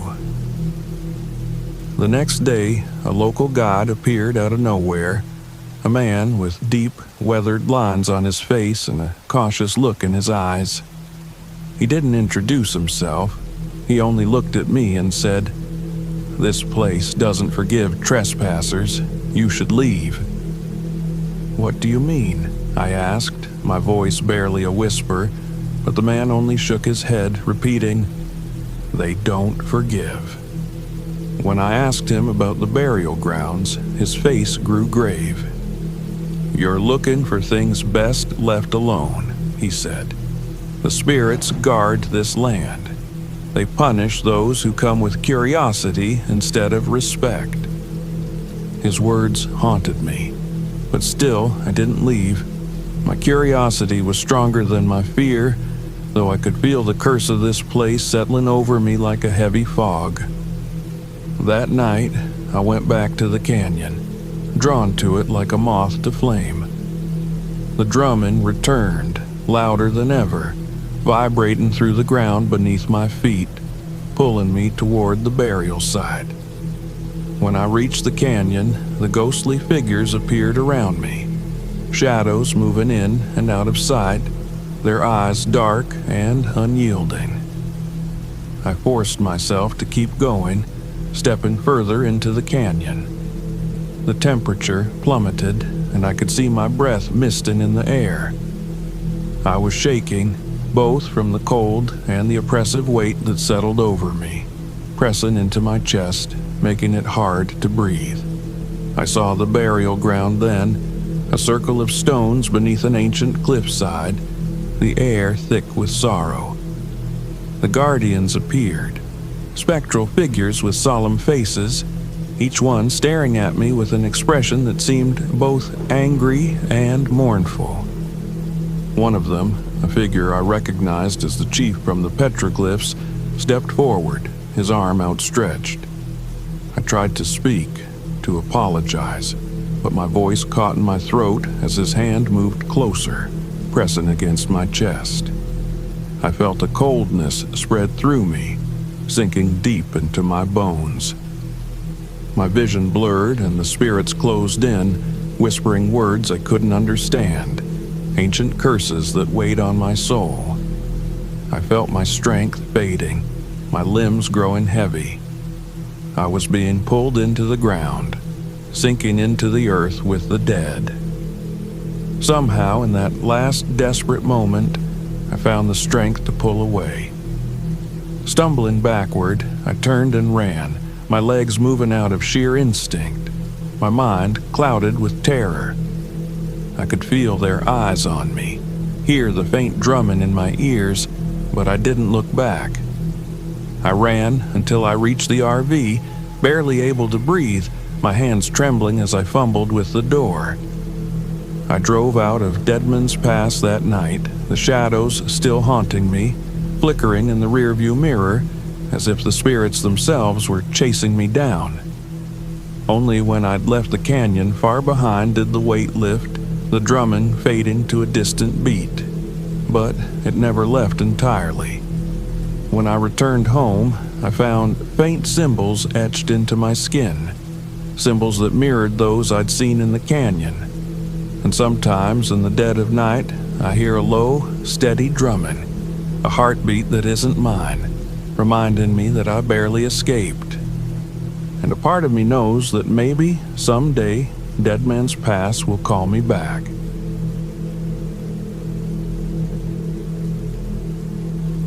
I came to Raven Rock for peace. After years as an EMT, I needed solitude like a lifeline, hoping the quiet might quiet the memories. The blood, the sirens, the people I couldn't save, they'd all become too loud, too real. So I brought my RV here, deep into North Carolina wilderness, far from people, from noise, just me and the trees. I could finally breathe.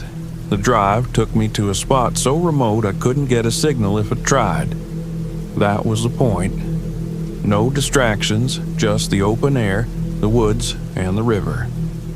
I parked along a narrow trail near the Cape Fear River. The rock formations here jutted like jagged teeth from the earth, casting long shadows in the evening light. It was beautiful, eerie, and absolutely silent. As I set up camp, I felt it, that prickle on the back of my neck, someone watching. But when I looked around, it was just trees, darkening in the fading light. I laughed at myself.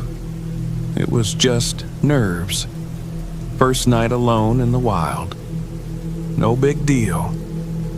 Night fell faster than I expected, and the isolation started to settle into my bones.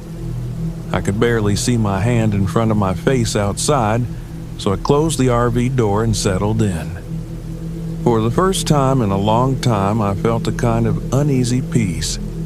Around midnight, I was jolted awake by a sound outside. I froze, holding my breath. There it was again. Faint, whispery footsteps around the RV. The air went cold, and I found myself listening so intently that I held my breath. I couldn't see anything out the windows. I wanted to tell myself it was a raccoon, maybe a deer, but that prickle on the back of my neck was back, telling me otherwise. I finally convinced myself it was just my imagination, or maybe the wind stirring up leaves. But I couldn't sleep after that, not really. My mind kept going back to the silence that followed the footsteps, the sense of being watched. In the morning, I chalked it up to first night jitters and went outside to film the landscape for my travel blog. I reviewed the footage, and that's when I noticed it. A strange figure standing by the edge of the trees, too far to make out clearly, tall in a dark coat. It hadn't been there when I was filming, I was sure of it. By the afternoon, the air felt heavier, and then the first note appeared. I found it just outside the RV door, folded neatly. I frowned, picking it up, feeling the cold paper against my skin. The writing was messy, almost like scratching. Look closer. I looked around, calling out, "Hello, anyone here?" But only silence answered. It was like the forest was swallowing every sound, every breath. I threw the note away, though it unsettled me.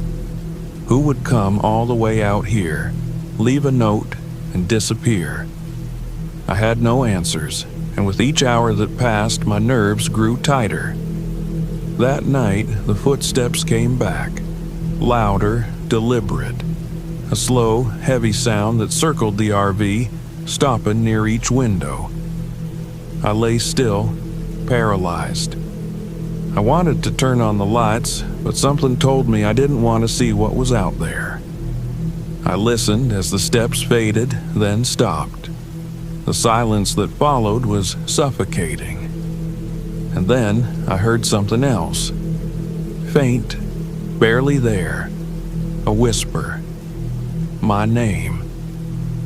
The following day, I found another note pinned to a tree near the RV. This one read, "You aren't alone." I stared at the message, heart pounding, feeling something like fear creeping under my skin. "Who's doing this?" I shouted into the woods, my voice echoing, but no answer came. That night, I heard a voice again, faint, whispering, yet unmistakably saying my name. I sat up in bed, heart hammering, and dared to look out the window. There, just on the edge of the clearing, was a figure, tall, draped in shadows, watching me. It didn't move, just stood there, silent and still. The darkness around it seemed to pulse like a heartbeat. I blinked, and it was gone.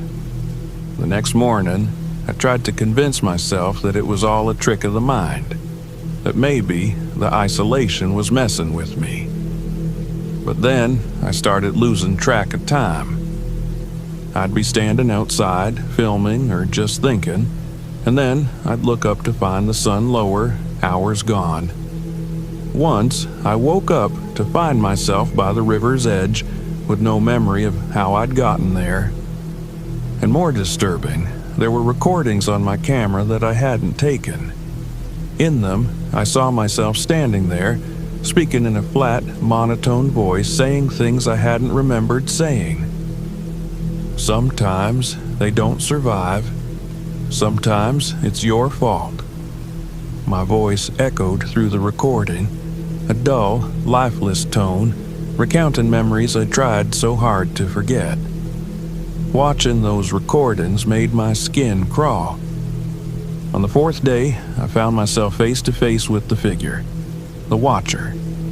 It had become more than a shadow at the edge of camp.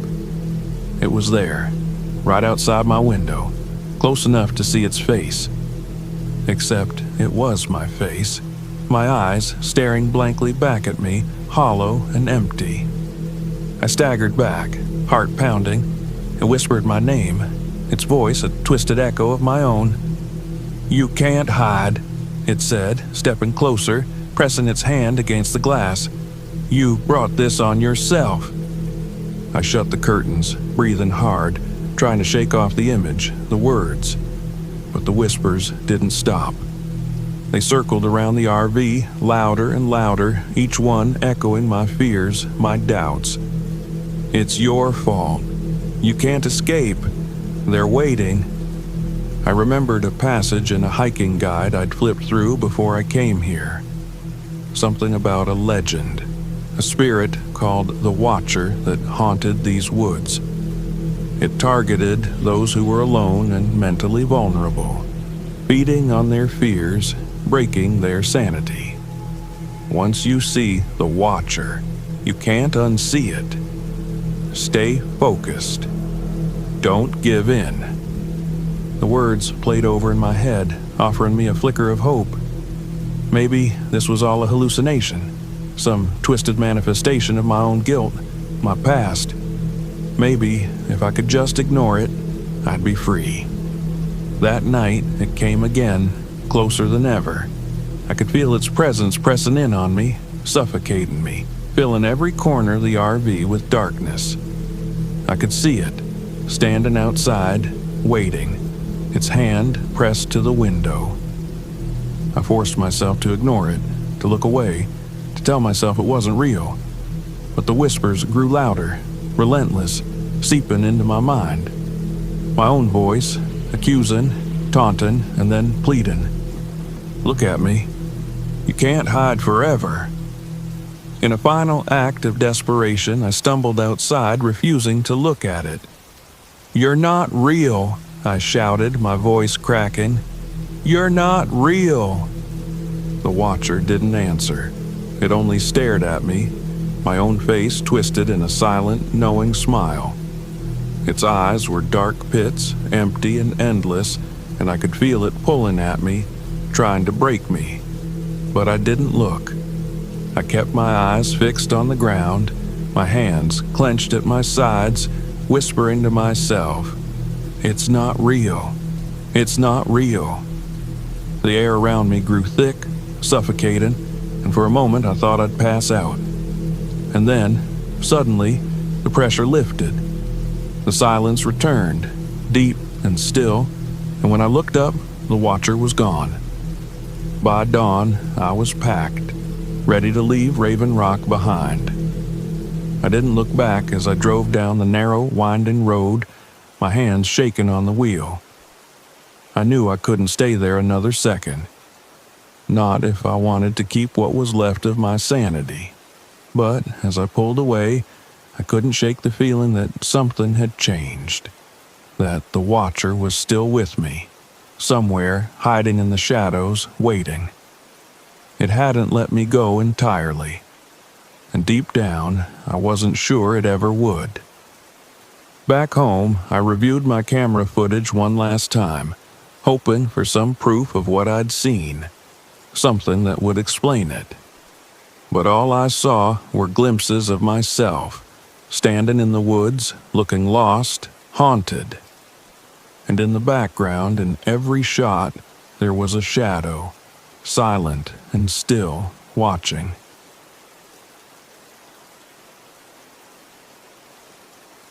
I came to Shasta Lake to get away from it all.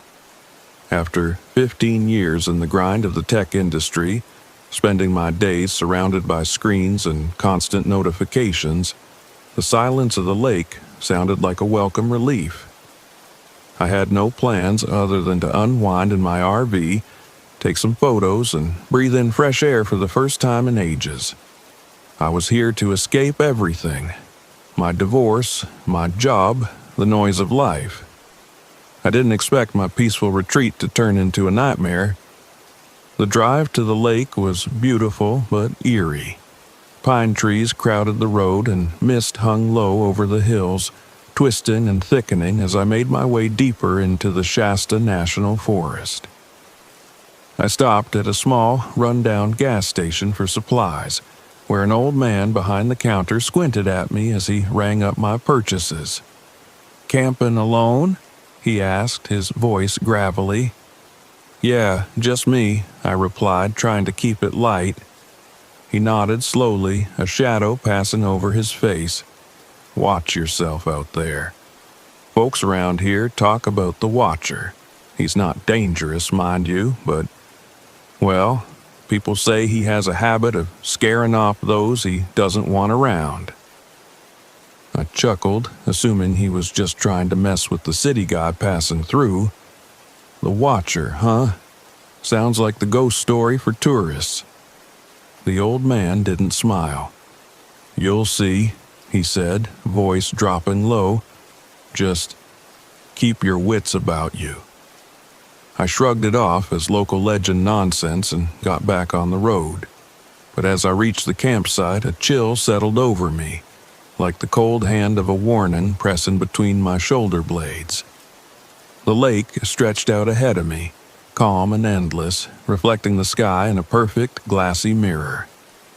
The place was quiet. Too quiet. That first night was peaceful enough. I parked the RV in a secluded spot near the lake's shore, where I could watch the sunset turn the water gold and red. When darkness fell, I settled into bed, feeling the stillness of the lake settle over me like a blanket. For the first time in months, I felt calm. But at some point in the night, a sound woke me, a faint shuffling like footsteps on gravel. My heart pounded as I lay there, frozen, listening to the noise just outside my RV. I told myself it was probably an animal, maybe a raccoon or deer. But as I listened, the steps grew slower, deliberate, like someone walking in a circle around the RV. "Hello?" I called, hoping to startle off whatever it was. The footsteps stopped. The silence pressed down around me, heavy and thick. I sat there for a long time, listening, before finally falling back into a restless sleep. In the morning, I tried to shake it off, chalking it up to nerves or an overactive imagination. I spent the day exploring the lake, snapping pictures of the fog lifting off the water and the way the morning sun glittered on the lake's surface. But when I returned to the RV, something made my stomach twist. There were footprints in the dirt around my campsite. Large, deep footprints, like someone or something had walked around my RV in the night. I tried to laugh it off, thinking it had to be another camper messing with me. Still, an uneasy feeling tugged at me, one I couldn't quite shake. The idea of a stranger standing outside my RV, watching me while I slept, sent a chill up my spine. That night, I double-checked the doors and windows, making sure everything was locked. But as I lay in bed, listening to the soft lap of the lake against the shore, the footsteps returned. Soft and slow, circling, pausing every few steps as though the person, or thing, was listening for something. I held my breath, heart racing as I strained to hear anything that might make sense of this. "Is someone there?" I called again, my voice barely above a whisper. No answer. Just silence, thicker than before. Then a tap, a faint, almost polite knock on the back window of the RV. I sat up, heart pounding, and grabbed my flashlight, throwing open the window and shining it out into the night. There was no one there. Just darkness, stretching endlessly across the lake and up into the trees. But as I swept the beam of light along the ground, I caught a glimpse of something. Just a shadow, human-shaped, standing at the edge of the trees, watching. I shut the window and locked it, telling myself it was nothing, that I'd imagined it, but I knew that wasn't true. I'd seen someone, a dark figure with no face, no features, standing perfectly still, watching. The next morning, I felt ragged, my nerves frayed from the lack of sleep. But curiosity pushed me to investigate. As I walked around the RV, I found fresh footprints, even deeper than before, leading from the tree line to the lake's shore and back. They were larger than any human footprint I'd seen, with an odd dragging pattern, as if whoever or whatever had left them was limping or dragging something heavy. I tried to brush it off, diving into a book and taking more photos around the lake. But when I returned that evening, something lay on the ground near the door of the RV. A small, polished piece of driftwood carved into the shape of an eye. I picked it up, feeling a strange tingling in my fingers. It looked ancient, worn smooth by years of water and sand. That night, I barely slept. I kept the flashlight close, jumping at every little sound, the faintest creak of the RV's walls. At one point, I heard a faint shuffling, like someone brushing their hand along the outside of the RV. Then a whisper, so soft I almost thought I'd imagined it. "Eric." The whisper hung in the air, followed by a low, almost rhythmic tapping against the wall, like someone gently knocking, waiting for me to answer. I lay there, frozen, feeling the weight of that unseen presence pressing in on me. I knew it was the Watcher, and I knew it was waiting for something, though I had no idea what.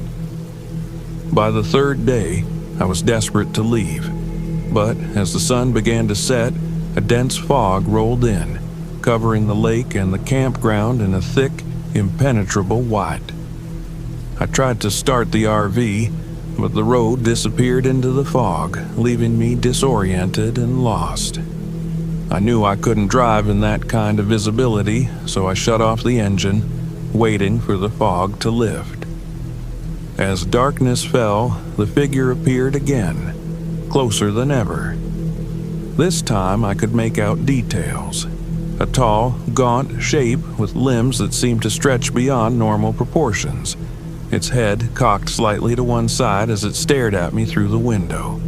Its face was blank, featureless, but I could feel its eyes on me, a heavy, oppressive gaze that felt like it was boring into my skull.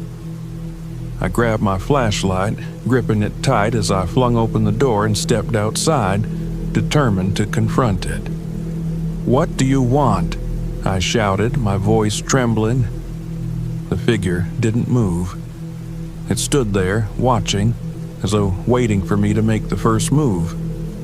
I stepped closer, shining the flashlight directly at it, but the beam flickered and died, leaving me in darkness.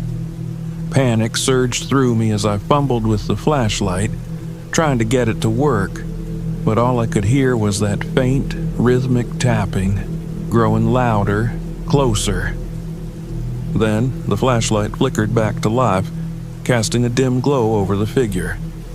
Its face had changed, shifting into a hollow, distorted version of my own, eyes wide and empty, mouth open in a silent scream. I stumbled back, heart racing, feeling like I was staring into a twisted mirror. And then it was gone. The fog lifted, the figure vanished, leaving me standing alone in the darkness. I ran back to the RV, slamming the door shut and locking it, my hands shaking as I gripped the steering wheel, desperate to get out of there. The engine roared to life and I sped down the gravel road, not caring about the fog or the narrow turns. All I wanted was to put as much distance as possible between myself and that cursed lake. By the time I reached the nearest town, dawn was breaking, casting a faint, comforting light over the empty streets. I pulled into a gas station, barely able to breathe, my hands still trembling. The clerk looked at me with a knowing expression as though he'd seen this before. "You met the Watcher, didn't you?" he asked, his voice low. I didn't answer. I couldn't. All I could do was nod, haunted by the memory of that blank, twisted face staring back at me. To this day, I can't shake the feeling of being watched. I avoid lakes, forests, anywhere too quiet. And sometimes, when I'm alone, I swear I can feel it. Some presence lurking just out of sight, waiting, watching, as if it's only a matter of time before it finds me again.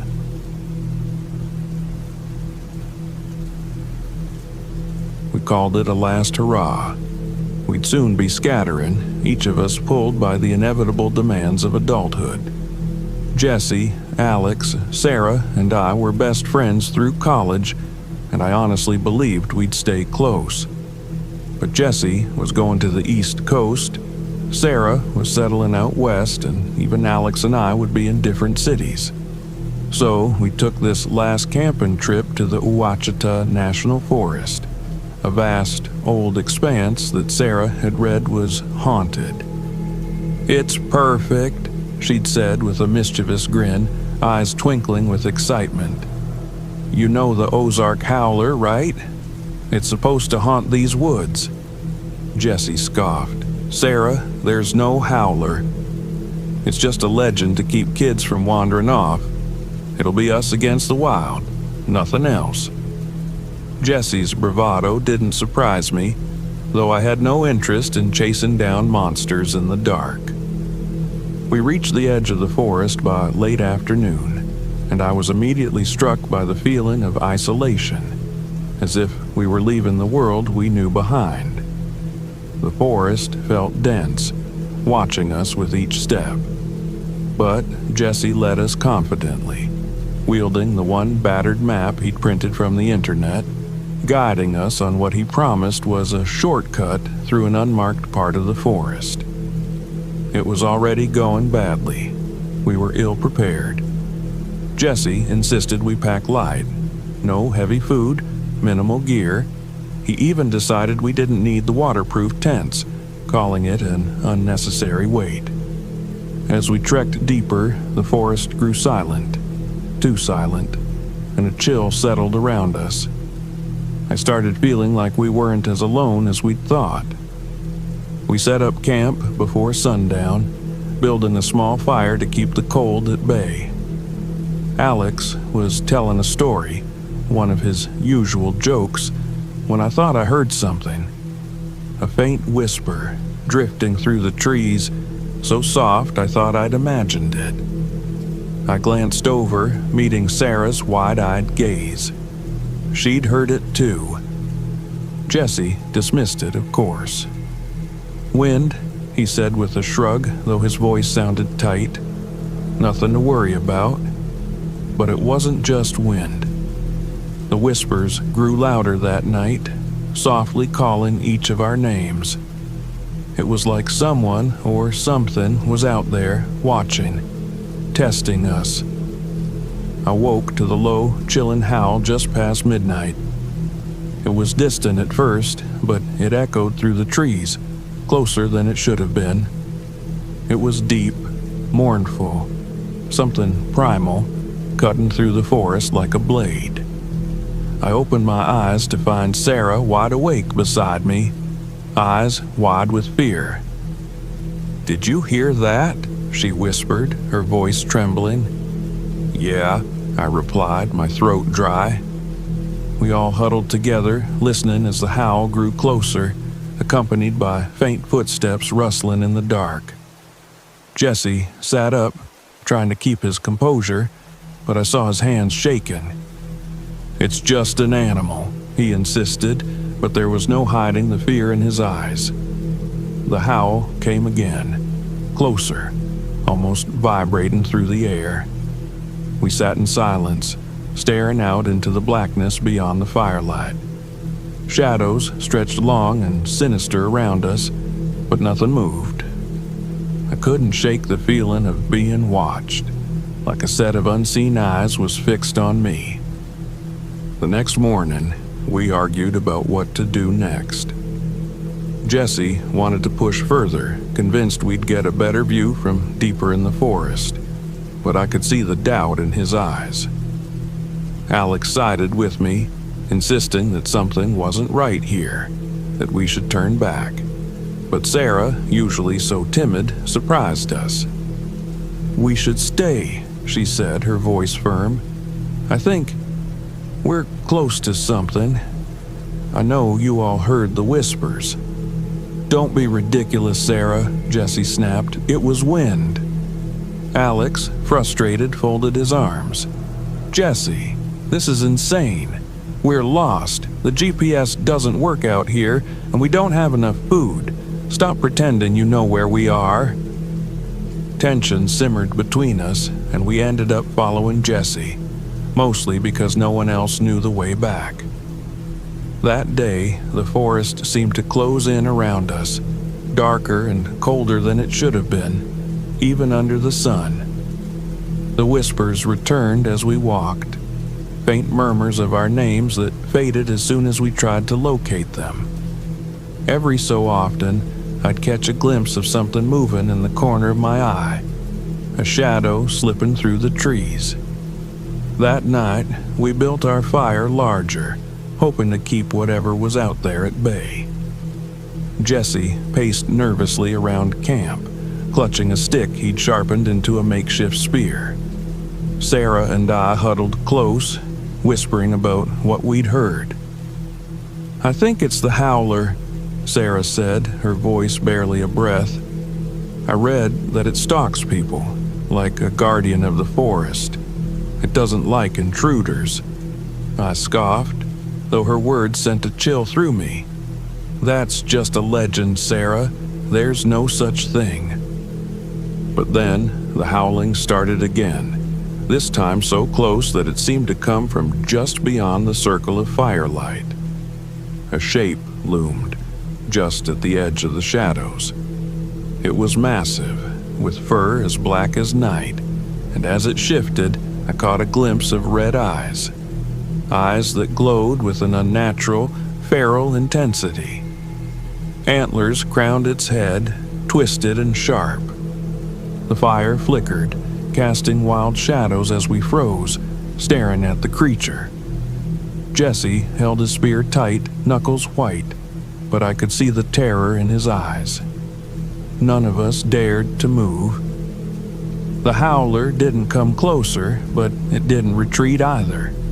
It just watched, those eyes tracking each of us, studying us, waiting. Finally, it vanished, melting back into the dark as if it had never been there. We didn't sleep that night, our eyes fixed on the blackness beyond the fire. I was sure that if I blinked, I'd see those red eyes again, lurking just beyond reach. The following day, we found claw marks etched into the trees near our camp. Deep gashes, too large to be from any ordinary animal. Sarah whispered that it was a warning, but Jesse dismissed it, even as his voice wavered. I could tell he was rattled, though he tried to hide it, leading us further in a desperate attempt to find the trail. We were exhausted, hungry, and hopelessly lost. Jesse's confidence was unraveling, and his frustration began to spill over in angry snaps at Alex, who was growing just as frustrated. The forest, once beautiful, now seemed suffocating. Every step felt like it brought us deeper into something we didn't understand. That night, we heard the whispers again, clearer than ever, calling each of us by name. They sounded different now, closer, echoing our voices as if trying to mimic us. I could hear myself, or something that sounded like me, laughing softly in the trees. My blood ran cold, and I saw the fear mirrored in my friend's eyes. The howler returned, stepping into the edge of the firelight, its antlers casting twisted shadows across the ground. This time, it was closer. I could see the muscles shifting beneath its fur, the gleam of its eyes fixed on each of us in turn. And for the first time, it moved toward us. Panic surged through me, but Sarah, somehow composed, pulled something out of her bag, a small book on folklore. I read that to appease it, you have to leave something important, an offering. Jesse was furious. "This is insane, Sarah. It's just an animal." But desperation won over his pride, and one by one, we each left something at the base of a tree. I slipped off a bracelet my mom had given me, a small comfort in this foreign place. Alex placed a photo, Jesse left his watch, and Sarah offered a ring from her grandmother. It felt ridiculous, but what else could we do? The howler watched as we left our offerings, its eyes flicking to each item. It paused, then gave one last low growl that rattled through my bones. But then it disappeared, retreating into the shadows. We thought we were safe, but as we packed up to leave, Jesse froze, his face pale. "Where's my map?" he whispered. He tore through his bag, but it was gone. He cursed, fear twisting his face as he looked back into the forest. No, this isn't happening," he muttered. He snapped, his desperation pushing him over the edge. Grabbing his spear, he plunged into the forest, leaving us stunned. "Jesse, wait!" Alex shouted, but Jesse was gone, swallowed by the dark. The howling began again, piercing and close. Sarah grabbed my arm, eyes wide with terror. "We have to go now!" The three of us ran, blindly, adrenaline pushing us forward as we stumbled through the trees. The howling faded, but the whispers didn't. They followed us, mocking our every step, laughing in voices that sounded like us but weren't. We finally found a path, stumbling out into a clearing as dawn broke. But Jesse was gone, lost somewhere in the depths of the forest. We reported his disappearance, but when the rangers searched, they found no trace of him. No watch, no offering, just the quiet, ancient trees and the whisper of wind. I left the forest haunted, knowing that Jesse was gone, and maybe a part of me was too. I hear the whispers sometimes, even now in the dead of night. And I swear, if I listen closely, I can still hear that low, mournful howl, echoing, waiting. The Ozark howler guards the forest still, and some part of me will always be lost in those woods, forever watched by red eyes in the dark.